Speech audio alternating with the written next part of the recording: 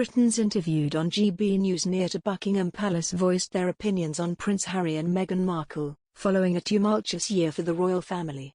GB News asked members of the British public to reflect on the year that the royal family has endured in a series of public street interviews.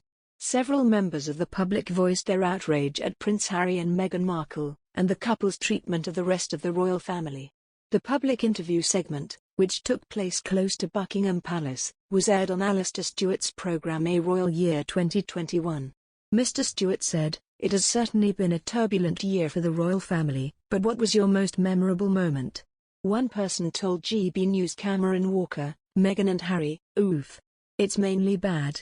Just everything surrounding them, the bad press, the bad publicity, all of it. It is just poor." Another person said, "I think they have disgraced the royal family and the further away they are the better." One person backed Meghan's interventions this year, saying, "Meghan coming out and telling us what you went through in the family. Coming from a minority background, my health, that kind of stayed with me." Another person said, "There was no interaction. Meghan would just speak and say things, and it showed clearly afterwards that there were a lot of inaccuracies in what she said." One person looked for the positives, pointing out, "The good things have been the births they have had in the family. That will keep the Queen happy, I'm sure, with some more great-grandchildren around." The GB News Vox Pop comes as the Queen pointedly made no reference to Andrew, Harry or Meghan during her Christmas Day message last week. However, the monarch went out of her way to praise Charles, Camilla, William and Kate for their climate activism. Harry and Meghan quit royal duties last year, moved to California, and carried out a series of explosive interviews about their royal life. The Duke revealed in the bombshell Oprah Winfrey sit-down interview that his bond with Prince Charles had been affected. The Queen is understood to have reached out and invited the couple to a service of thanksgiving for the Duke of Edinburgh's life next year. However, concerns remain over Harry's forthcoming tell-all memoir, due to be published next autumn after the Platinum Jubilee. Pod Save the Queen is hosted by Anne Gripper and features Daily Mirror royal idiot Russell Myers. Ms. Gripper argued that, if Harry has signed a multi-book deal, it is likely that each one will document a stage of his life. She compared it to footballers who write one when they are young, another when they retire from football and another when they have a second career of managing or similar under their belt.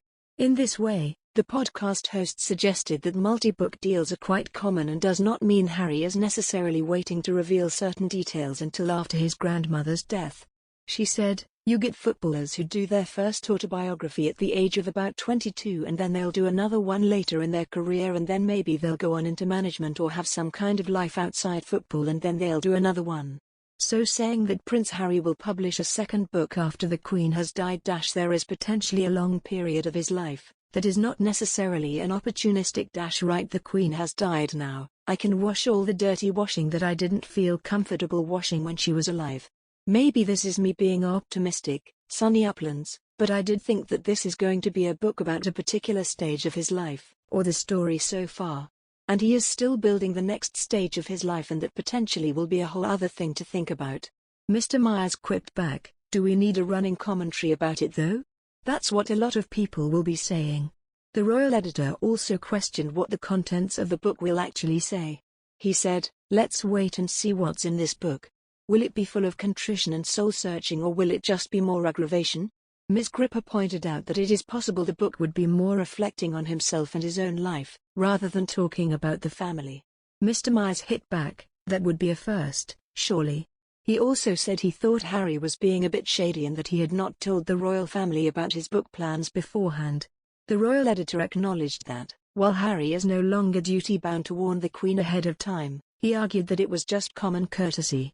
Mr. Myers also said that, even if the reports about the multi-book deal are without foundation, he does not think the book next year will be the last time Harry tells his story. He said he does not think Harry can help himself when it comes to getting his side of the story across and reclaiming his narrative.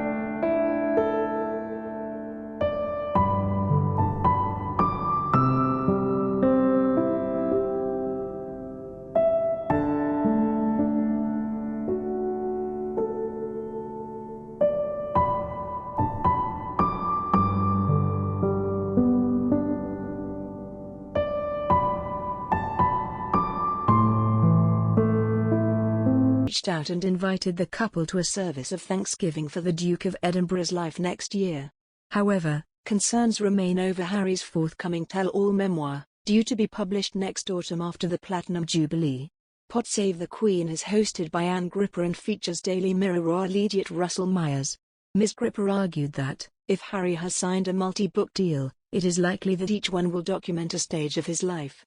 She compared it to footballers who write one when they are young, another when they retire from football and another when they have a second career of managing or similar under their belt.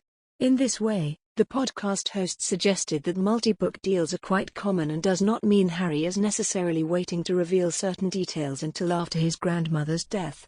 She said, "You get footballers who do their first autobiography at